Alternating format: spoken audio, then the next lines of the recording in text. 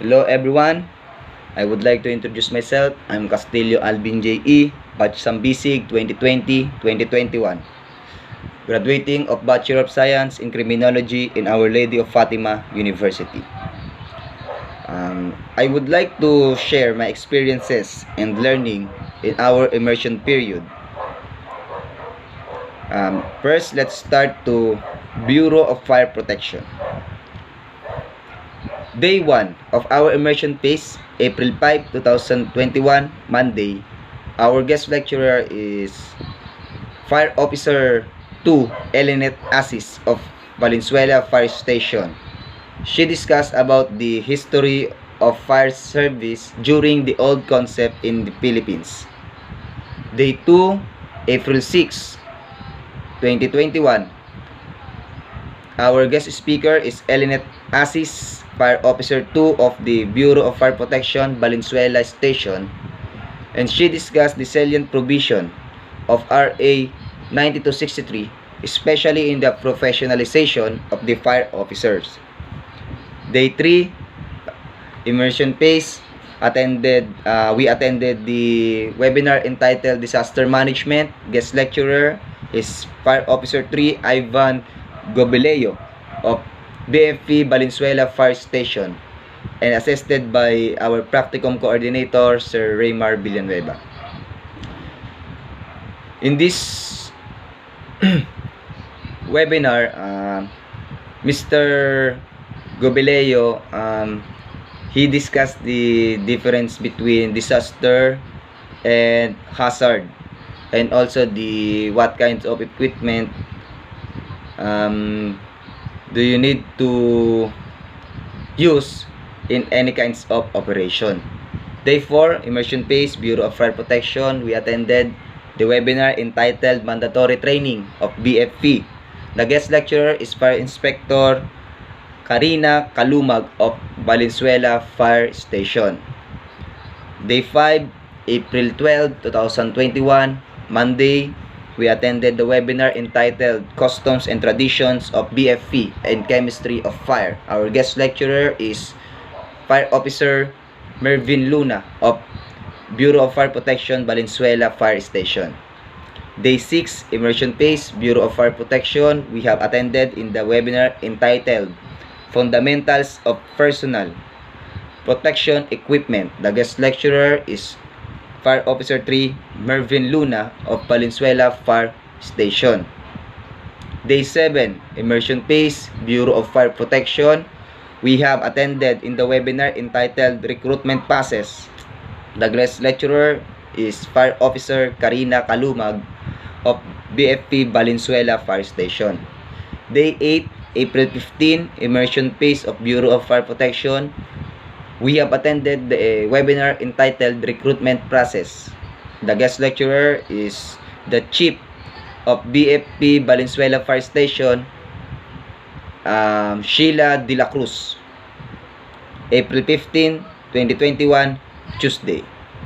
Now let's proceed to the Bureau of Jail Management and Penology. Second phase of our immersion. Now let's proceed to the day 1 of immersion phase in BJMP. We have attended in the webinar entitled History of BJMP, and our guest lecturer is Jail Officer 3 Jerlene Dizon of BJMP Valenzuela Jail Station. April 19, 2021, Monday. Day 2 of immersion phase, BJMP Valenzuela City. We have attended in the webinar entitled Salient Provision of RA 9263, and our guest lecturer is Jail Officer 2 Edita Lazaro of Valenzuela Jail City Jail. Day 4, immersion phase in BGMP. We have attended in the webinar entitled The Distinguished of the BGMP and Bucor, and the guest lecturer is Jail Officer 2 Edita Lazaro of Valenzuela City Jail. Day 5 of our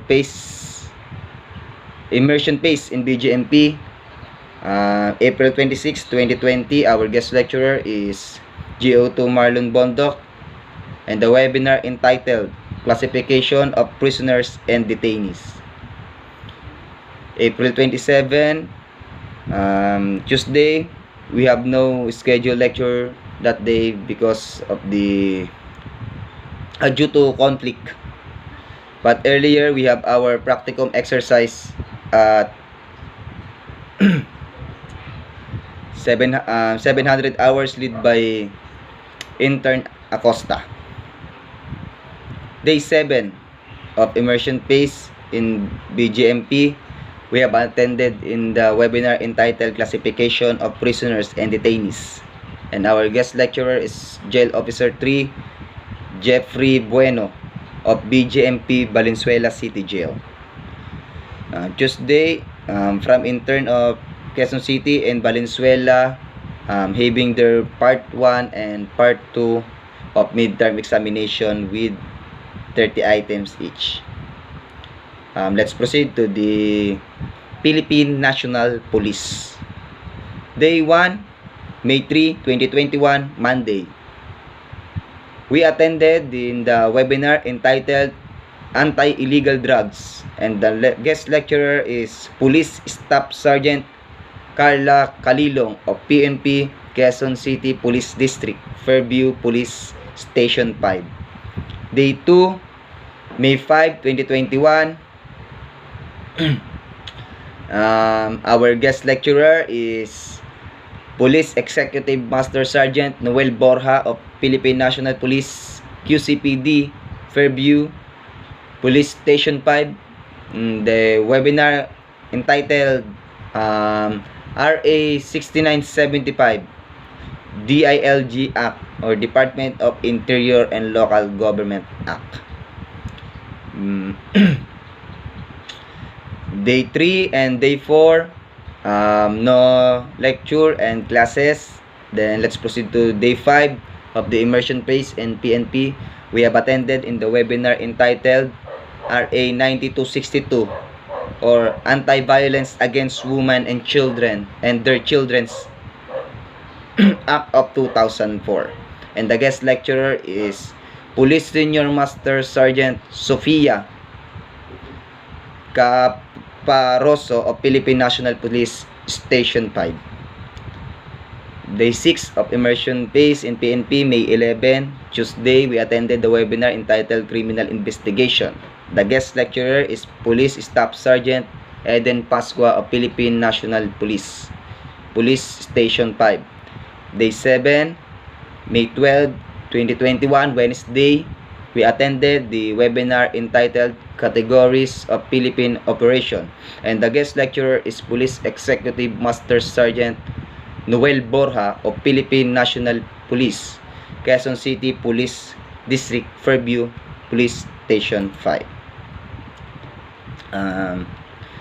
All I can recommend and suggest in the future lecturers will be more resourceful and better explain what is being taught through demonstration to better understand what will happen in the actual situations, even if it is just an online class.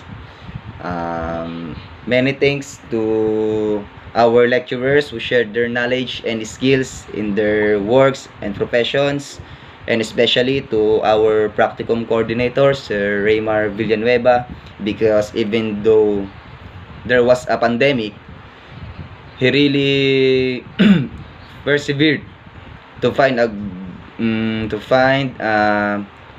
good lecturers,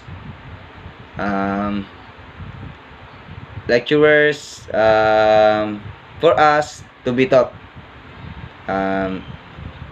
Thank you very much, and rise to the top. Awa!